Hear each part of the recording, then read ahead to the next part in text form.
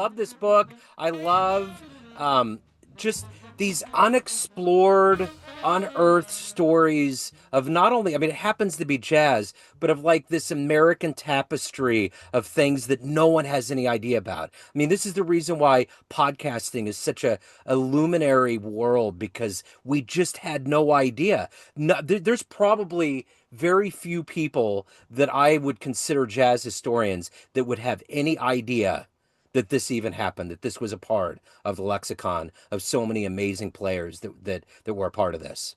Yeah, I could count them on one hand. Yeah, I mean, there's a um, general awareness of this thing called the Lenox School of Jazz, yeah. that um, was 1957 to 1960, but very, very little knowledge about what preceded it Yeah. uh, at this extraordinary place called Music Inn. So we should probably start proper at the top here. I have a copy of this wonderful book and it's such a good read. There's so many pictures that back up what you're talking about. I mean, it's good to mentally paint a picture, but it's also good to see all these cats in black and white with their beat up horns at this barn and you're like, what's going on? Because it's so anterior to what we know of that era of jazz. It's in these clubs and it's smoky and it's a little dark and a little bit mysterious and all of this. And then you kind of juxtapose it with this like open air environment that's in this predominantly white area. And they're all African American. A lot of them are African American cats. So there's that whole backdrop. So let's get into it. And I want to begin our journey into the book by asking you this. What was it? What was, because books take a long time before from the idea to the actual copy in your hands. What made you want to write this book? So I, in a way, I started this book like what 35 years ago, whatever it is, when I was researching my doctoral dissertation um, at the Institute of Jazz Studies and came across this photograph that's in the book of the bluesman John Lee Hooker. And I didn't have any identifying information about the photograph. It was in a kind of forlorn box at the back of the Institute, which was um, uh, in the process of really getting itself together in terms of kind of professional record keeping and such. And it moved to a new site a few years after that across campus at Rutgers Newark, and has become just a kind of world class research institute. It had been the place to go for a long time, um, largely because of the importance of this guy Marshall Stearns um, as the founder of the institute, who was at this place called Music Inn in Lenox in the early 50s, putting together what he called jazz roundtables. Stearns was he was an English professor. He was a medievalist, a Chaucer scholar, and jazz was kind of an avocational interest, but it became, the thing that he became most identified for. Um, and I had written about him and a little bit about this place in a previous book called "Blowin' Hot and Cool: Jazz and Its Critics," which grew out of that doctoral dissertation. And that photograph, which shows John Lee Hooker seated at a table in front of a kind of blackboard with a genealogy of the musical styles that lead to at the bottom of the graphic what's labeled as mainstream, and it's Marshall Stearns's representation of um, how we get to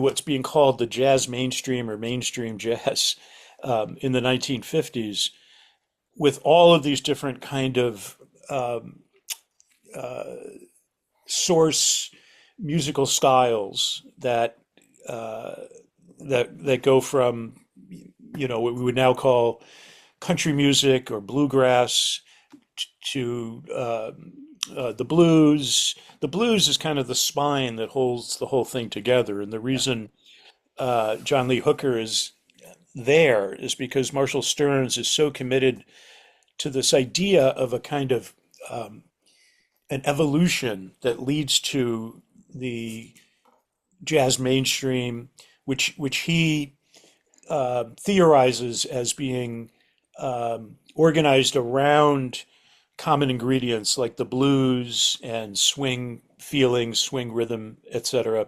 And he writes a book that's published in 1956 called The Story of Jazz that is the kind of culmination of the studies that he'd been doing through these jazz roundtables in Lenox. And I grew up in Lenox. And so I was just, and I knew that it couldn't possibly have been the case that in the 1950s, the town was demographically very much different than the town I grew up in the 60s and 70s, Yeah. which is to say, an almost, completely white town, a lot of ethnic class difference in the town. I came from an Italian American working class family, which I talk about a bit in the book.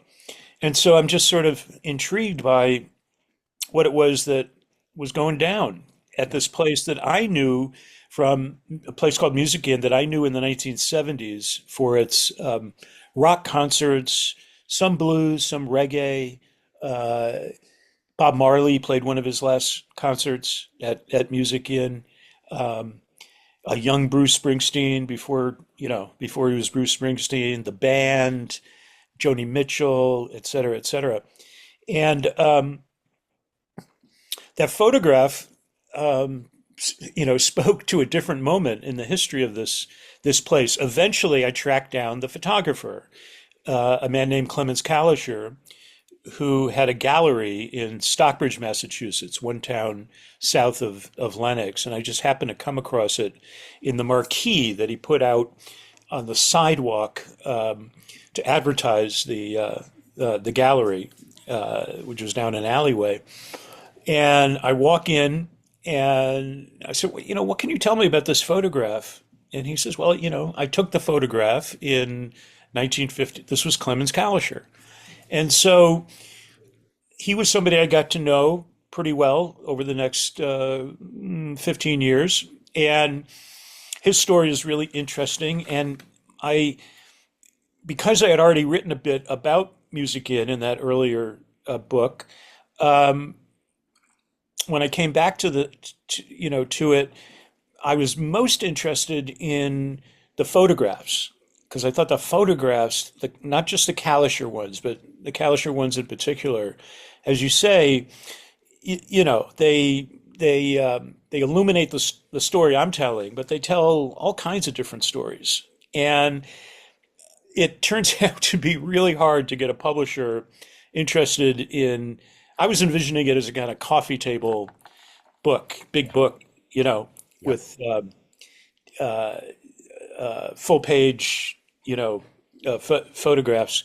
And I just had no idea what that would cost. Because that earlier book, in which I had used the John Lee Hooker photograph and had to, pay for the rights, so on and so forth, which wasn't much, but it was the only photograph I had in that book. I published a different book a few years later, and there were maybe 10 or 15 photographs. The complication that arises when you have as many photographs as I have in this book is extraordinary. And I needed lots and lots of help to get it done because I'm just not good with the technology. So, long answer to to a good opening question. It was a combination of where I came from, my proximity to the space, my interest in what happened there literally before I was born, and what I knew from being a jazz historian about its importance without knowing the full details, and then the allure of the photographs. All of that together got me to come back to this and write this book. So before we get into some central questions I have about writing this book, my dad was born in Brooklyn, raised on Long Island. I was an Italian kid that grew up in Kansas City, and I wasn't exposed to jazz till my 20s. I had a friend that gave me Kind of Blue, and I was flying to Seattle, and I was like, "What is this strange sound coming through my eardrums?" And it was an epiphany. And then it was bebop, and then I just ran with Monk and Coltrane and all the cats. So I'm curious, in your lineage as a cultural historian intersecting with this love of jazz. What was that moment that jazz hit you that made you feel this music and eventually become an author and write about it? Yeah. So a couple of things. One is that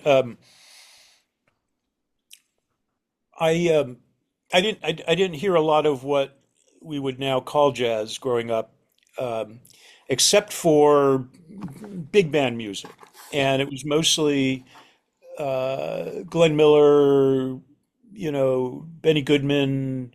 It was mostly white big band music. Um, my parents were pretty hip, however, and there were LPs like an early Tito Puente LP, and there was some Italian music mixed in there. But it wasn't until I had a music teacher in high school.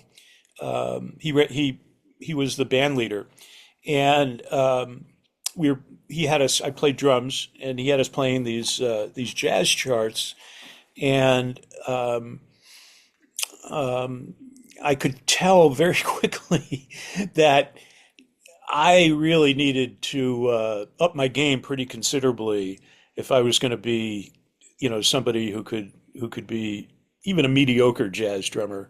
So that that was one, kind of touch point for me. And so I started listening to jazz drummers, and I um, listened to, because of that, like yourself, bebop and forward. The jazz fusion was the kind of style of the day in the 1970s, and there were phenomenal instrumentalists on drums, guitar, et cetera, et cetera. And it took me a while to, like it did, I think a lot of people my age, to really get to the whole history of jazz Yeah. before that moment, and how what I was hearing in contemporary music connected to that and didn't connect to that. And another important thing was when I went to college, the college radio station, you'll appreciate this, played a lot of jazz. And during final exam period, they would have what were called orgies, and in which you would get like 3 straight days of Charlie Parker, Yeah. uh, that kind of thing. 24 straight hours of Ornette Coleman, Yeah. and that was eye opening. And I mean the whole idea that a college radio station, was programming stuff in this way, this kind of music, and taking advantage of the idiosyncrasy of the academic calendar to make this music available. It was the vinyl era, so I never worked for the radio station, but I got in there a couple times through friends, and I was just mesmerized by all of the vinyl, Yeah. in the radio station. I started collecting records.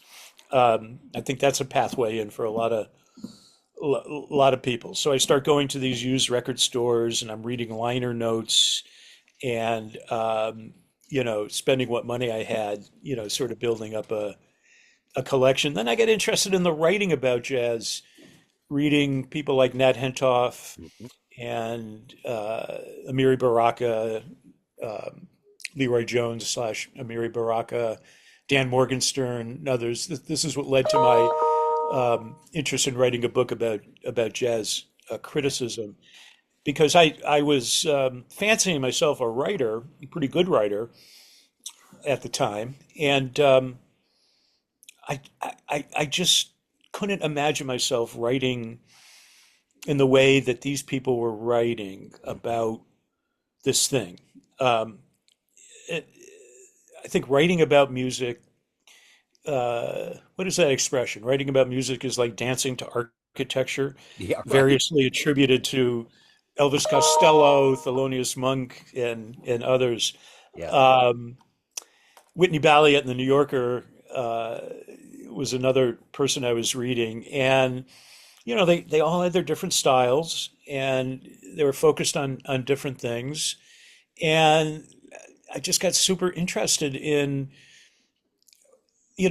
these people as much as the musicians, and ended up writing this book about it's less a kind of comprehensive history of criticism than it is a history of the role of the jazz critic within the jazz world. And Music In turned out to be an important part of that story when I got to this book, because Hentoff and Martin Williams and Leonard Feather and some of the other important critics of that time spent time at Music In and wrote about it and actually raised a lot of awareness of it at the time. So you get into this stuff, and then there are these convergences Yeah. that Yeah. sustain you. So it's interesting. I want to set my next question up this way. Being in Kansas City, I got into jazz around the time that Robert Altman was making the 1996 film Kansas City, and they started dolling up 18th and Vine, and it kind of brought that resurgence of that history. And as I've done this show for 15 years, Neon Jazz, I've learned, and my respect has deepened so much for Kansas City.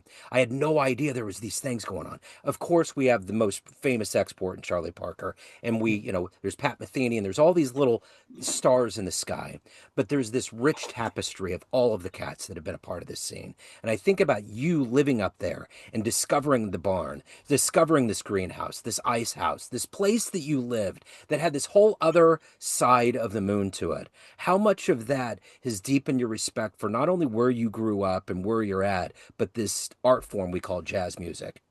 Yeah. So, as a jazz historian, I know that uh, jazz is everywhere, and almost from the beginning, it was everywhere. There's a guy, a jazz scholar from Australia, um, who's hatched this theory that uh, let's see if I could get the wording right. Jazz was not invented. Um, it was I'm flubbing it, but the idea is that it was the circulation of the music worldwide that created the infrastructure for trying to sort of reckon with what this was and where it came from. Yeah. Um, and so that's geography in the sense of get a map of the world, and jazz very quickly is something that's being called jazz is everywhere. And then very quickly, this music that we associate with urban life in urban spaces. Um, and I think it's important that, if you look at any kind of recent jazz textbook, with very few exceptions, the organizational scheme is to talk about New Orleans jazz, Chicago jazz, Kansas City jazz, New York jazz, West Coast jazz, Yep. etc. You know, and if it expands beyond the U.S. Um, as an example, Scandinavian jazz or Nordic jazz, because of the importance of ECM, uh, the ECM record label, um, bringing forth a kind of distinctive sound that's held to it's sort of as evoking the kind of Nordic landscape or Scandinavian kind of landscape in a way that Metheny's music, some of it, much of it, evokes the Missouri landscape uh, or the Kansas landscape, Yeah. Wichita Falls, Sure. Um, and so that way of thinking about jazz I think uh, is it's been there, from the beginning. That happens with, other art forms too. East Coast, West Coast rap, Yeah. et cetera. Motown, Uh-huh. to give a kind of place identifier to a style of music. Now, of course, what's interesting about the Berkshires is it has no indigenous connection to, you know, jazz anything until this thing starts happening Yeah. in the 1950s. Um, Lenox is a place where Tanglewood is located, the summer home of the Boston Symphony Orchestra, um, and a lot of other cultural institutions in the area. So it was a place. I grew up in a working class family, going to a public high school. Of my graduating class was 72, and in a town of like 3,000 people, there were seven private boarding schools that Wow. were estate properties from the Gilded Age that whose owners had sold out during the Depression, and then in the post-war period, many of those properties became boarding schools. And that wasn't the case with the space where Music Inn is located. That was an estate called Wheatley, and Music Inn was carved out of the kind of outbuildings of this estate, the barn, the icehouse, the greenhouse, etc. So the sense, very strong sense of place, having to do with the local landscape. So Tanglewood is known for its indoor outdoor shed, the music shed. You can fit 5,000 people in the shed, and then upwards of 10,000 people out on the lawn. Jacob's Pillow Dance Festival is an indoor outdoor kind of operation, and these spaces are not unique to the area, but they play into this, I think, branding of the Berkshires as a place where you're not only going to get world class performing arts, but it's going to happen in a in a in a space that's very, very distinctive, and is a different kind of space than going to Carnegie Hall or a Village Vanguard kind of underground club, basement, a club, Smalls, Smokes these days, those kinds of places.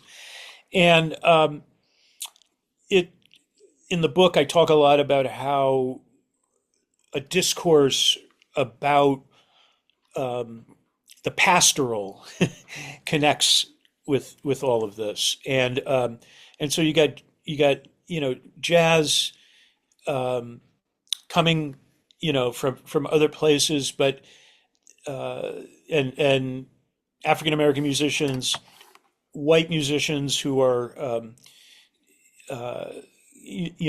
expert in what they would say is a kind of black art form, international students, and it I mean it wasn't unusual in the Berkshires to know that in the summertime you got a whole different, much more cosmopolitan population because of all of those other institutions in addition to this one.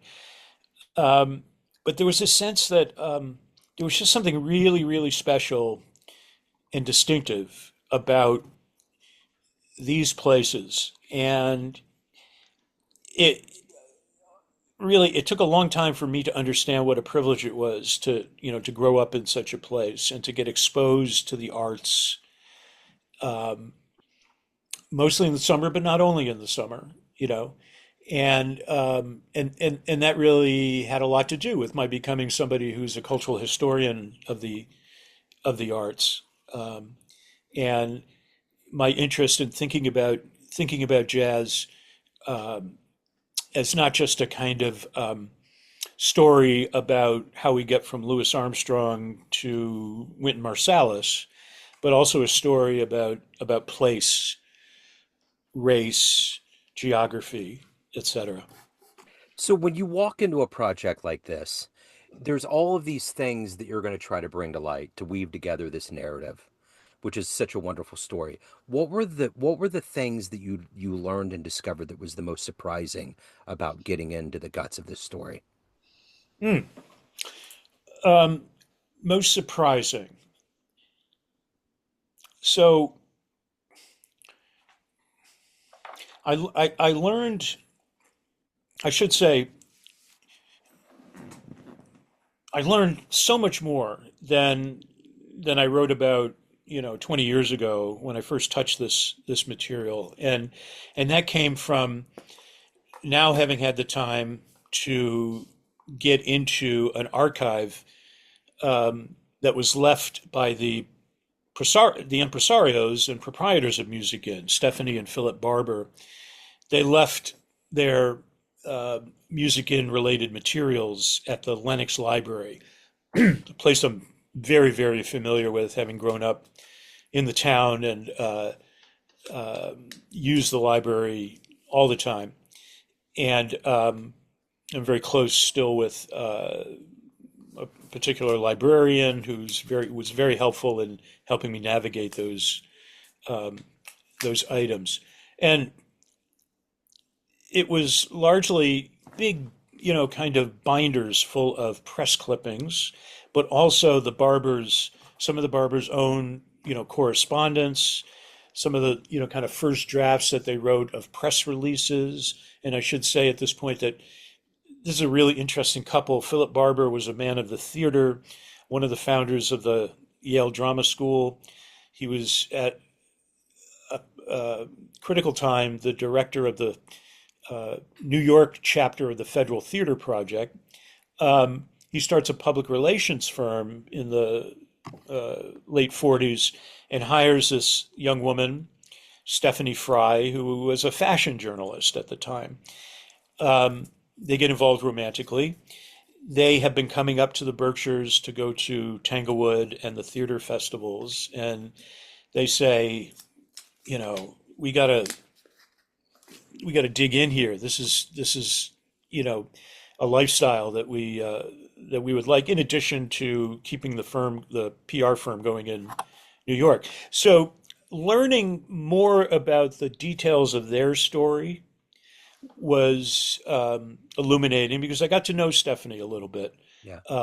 later on, and then through this mundane tangle of events, I was actually in 1998 the MC for this gala celebration of Stephanie Barber, at which people like Dave Brubeck and Percy Heath and Randy Weston and others showed up to pay, their respects to this person that they loved. And so, I knew this person a little bit. I knew the outlines of the story, but to get into the archive is as a scholar, there's nothing like it. I I learned a lot about that how this place was affected by the Red Scare, which is an interesting kind of subtopic in the early chapters of the book. This guy Marshall Stearns, who I mentioned earlier, he had lost his job at Indiana University because he was very active as a civil rights minded person. He was one of the founders of the local chapter of the NAACP in not just on campus, but in Bloomington. And his rabble rousing, at a time when Indiana and a lot of universities, this is 47, were making faculty sign loyalty pledges and such. So he loses his job. That's one of the reasons he ends up eventually in New York. The first event that took place at Music Inn, which programmed not just jazz but also folk music throughout the 50s, there was kind of an equal representation of jazz and folk in the early 60s. It started moving more heavily toward jazz later in the 60s. But the very first event in first weekend of July in 1950 had Alan Lomax, who, the great collector of folk music, who was also a folk performer, along with Woody Guthrie, Pete Seeger, and Reverend Gary Davis, who was an African American folk musician. With the exception of Davis, everybody else on that bill had been blacklisted like a month earlier, been put on the blacklist. And Seeger, many years later, actually, I read the letter at that 1998 tribute to Stephanie, and he couldn't make it, but he wrote a nice letter saying how important it was that he was able to perform at Music in the days of the blacklist, and just how crucial it was to sustaining his career at that point. Now, the Barbers weren't going out of their way to, advertise the politics of the place. They were they were running an inn, and they were trying to, get a foothold in the local, culture industry. Um, uh, and so, and it wouldn't have been strategically smart to do that, but it was really part of the story of the place. And the circle of people they were connected with in New York included Seeger and Stearns, and also people like Langston Hughes, who was also blacklisted um, for alleged uh, anti-American activity.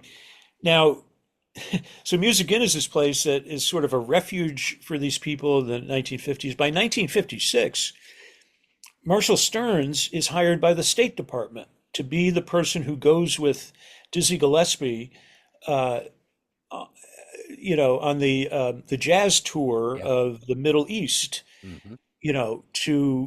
He's sort of the propagandist, if you will, the publicist, who's writing the programs and such in this effort to to go to these Cold War hotspots and advertise or propagandize jazz as democracy in action.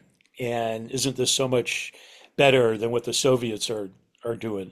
Yeah. So another interesting thread that I can pull on in telling this story. And again, I knew the outlines, but I didn't know the full, details. I didn't know that it was only a couple of months after that first performance that Alan Lomax um, actually expatriates to Britain because because of heat he was getting, Yeah. uh, from the FBI. So there was just a lot going on that was fascinating to uncover. And we have run away so well with the time here. I really wanted to whet everybody's appetite. I got to tell you, this book is the perfect size. It's such a well put together book between the wonderful, rich narrative and the pictures. So I urge everybody to run out and get a copy. I know it's kind of blurry, but where's the best place for people to get a copy? Anything else you're working on, your world, where's the best place to go? Okay, so the book can be ordered online a number of places. It's published by Brandeis University Press. If you just Google John Gennari, The Jazz Barn, you're going to see several uh, distributors, and take a look at all of them because the price points might be a little different. Out your way, it may or may not be making it into the bookstores. We'll see.